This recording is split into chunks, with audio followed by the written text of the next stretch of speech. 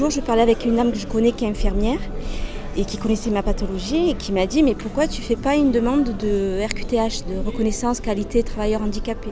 Je ne suis pas handicapée en fait, je n'avais pas l'impression d'être handicapée. Elle me dit « Mais si,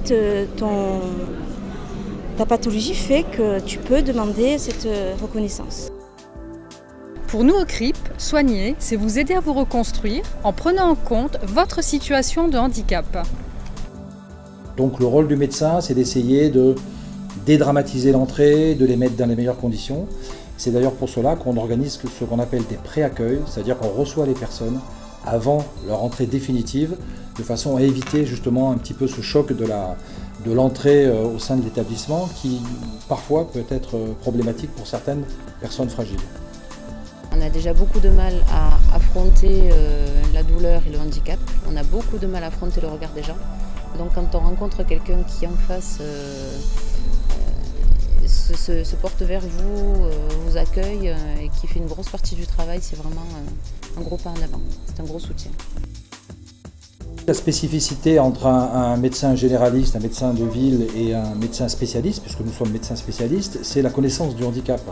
Et cette connaissance du handicap fait toute la différence, si vous voulez. Pour réinsérer, pour rééduquer, pour réorienter une personne handicapée, il faut avoir la connaissance. La connaissance des métiers, la connaissance des handicaps, bien évidemment.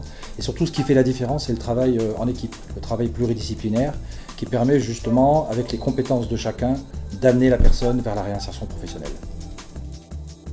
Soigner, c'est aussi vous permettre d'élaborer et de concrétiser votre projet professionnel. Vous avez un problème de santé? Nous vous conseillons et validons avec vous un parcours de soins.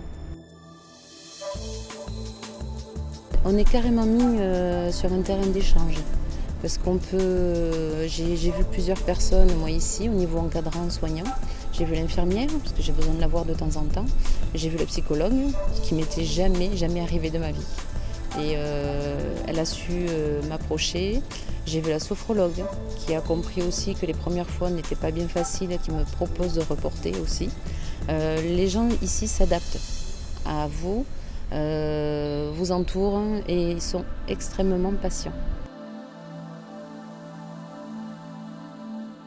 Si vous avez encore besoin de soins, nous vous proposons des parcours de formation adaptés en contenu, en temps et en rythme. Moi, c'est un rebondissement complet. Ça m'a permis d'accepter ma maladie et de voir que j'étais capable de faire autre chose.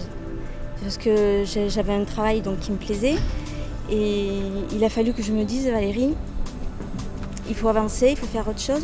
Et la chance que j'ai, c'est que ce que je fais maintenant au CRIP, c'est ce que je voulais faire quand j'étais jeune, mais que je n'ai pas pu faire pour de X raisons. Et donc c'est un retour des choses, c'est très valorisant. Soigner, c'est aussi prendre en compte votre mieux-être. Trouver des solutions ensemble pour gagner en confiance, pour mieux gérer vos émotions, pour développer votre potentiel lors de nouvelles situations. Avant d'avoir confiance aux autres, il faut quand même avoir confiance en soi. Voilà, donc il ne faut pas hésiter à aller chercher ça.